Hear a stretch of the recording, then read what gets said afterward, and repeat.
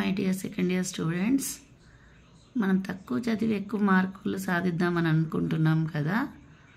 So దాంట్లో భాగంగా ఈరోజు మనం చాప్టర్ 2 చూద్దాం. ఓకేనా? Fundamental rights and directive principles of the state policy చూద్దామా. సో చాలా చాలా ఈజీ చాప్టర్ ఇది. రెండు టాపిక్స్ ఉంటాయి దీంట్లో. ఒకటి fundamental rights, second directive principles of state policy.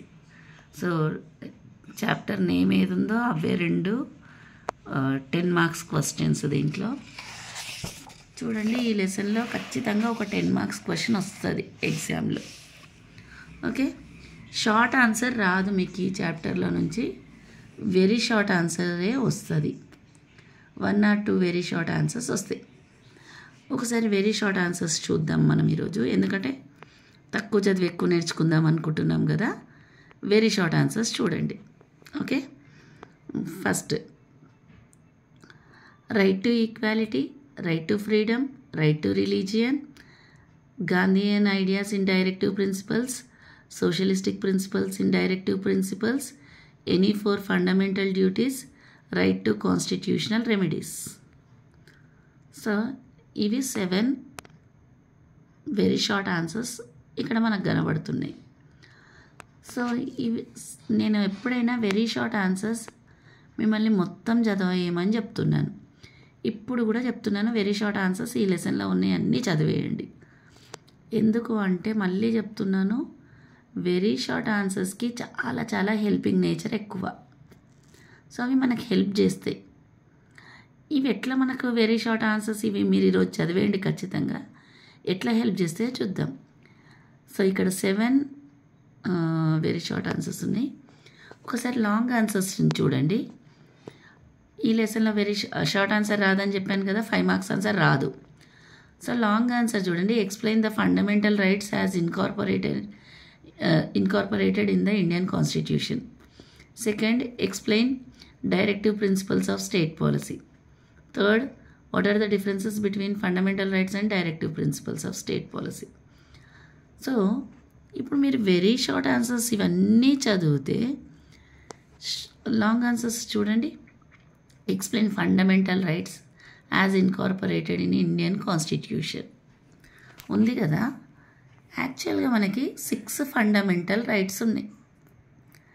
ఆ 6 ఫండమెంటల్ రైట్స్లో ఇక్కడ చూడండి, first 3 right to equality, right to freedom, right to religion.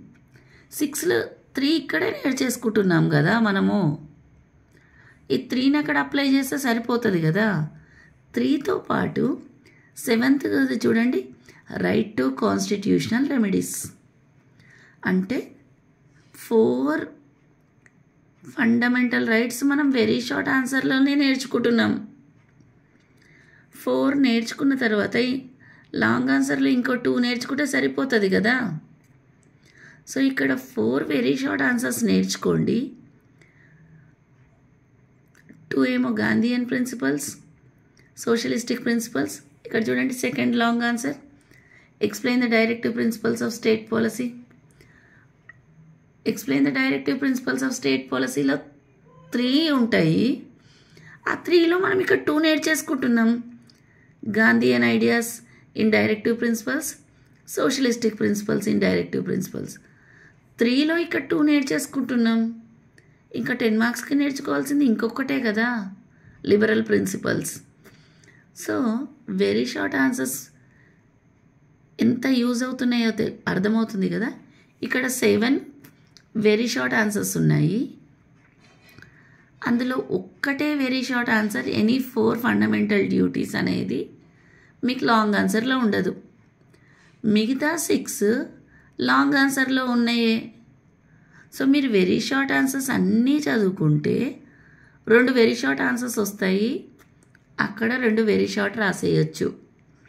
రాస్తే ఏమవుతుంది, 2 + 2 4 మార్క్స్ వచ్చేస్తాయి. ఇక్కడ 4 మార్క్స్ వచ్చేసిన తర్వాత మిగతా 6లో మనం 4 ఫండమెంటల్ రైట్స్, 2 డైరెక్టివ్ ప్రిన్సిపల్స్ కిందే ఉన్నాయి. సో ఏ క్వశ్చన్ వచ్చినా సగం ఆన్సర్ రాసేస్తారు కదా మీరు. సగం ఆన్సర్ రాసేస్తారు అంటే సగం మార్కులు వచ్చేసినట్టే కదా, అంటే 5 మార్క్స్ వచ్చేసినట్టే కదా. 5 మార్క్స్ అక్కడ వచ్చాయి, ఇక్కడ 4 మార్క్స్ వచ్చాయి అంటే ఈ లెసన్లో 9 మార్క్స్ వచ్చినట్టే కదా. మీరేమనుకుంటారు అంటే మా మేడము 3 వెరీ షార్ట్ ఇచ్చింది మా కాలేజ్లో, అయితే ఆ 3 చదువుకుంటే నేను 2 రాసేస్తాను కదా ఎగ్జామ్లో అనుకుంటారు. 3తో పాటు ఇంకో 4 చదివితే లాంగ్ ఆన్సర్ కూడా రాసేస్తావు కదా. సో వెరీ షార్ట్ ఆన్సర్స్ మనకి ఎంత ఉపయోగపడతాయి, ఎంత హెల్ప్ చేస్తున్నాయో అర్థమవుతుంది కదా. సో ఈరోజు మీరందరూ సెకండ్ ఇయర్ స్టూడెంట్స్ ఈ 7 వెరీ షార్ట్ ఆన్సర్స్ చదవండి. ఎందుకంటే నేను మిమ్మల్ని అన్ని లెసన్స్ వెరీ షార్ట్ ఆన్సర్స్ చదవమని చెప్పను. కొన్ని లెసన్స్ మాత్రమే వెరీ షార్ట్ ఆన్సర్స్, దట్టు చాలా ఈజీగా ఉన్న లెసన్స్ ఫస్ట్ చదివిస్తాను. అందులో నుంచే షార్ట్ ఆన్సర్ ఎలా రాయాలి, లాంగ్ ఆన్సర్ ఎలా రాయాలో మీకు ఎక్స్ప్లెయిన్ చేస్తాను. సో ఈ రోజుకి ఈ లెసన్లో ఉన్న వెరీ షార్ట్ ఆన్సర్స్ ఒక్కటి కూడా వదలకుండా చదివేయండి. Okay, thank you all.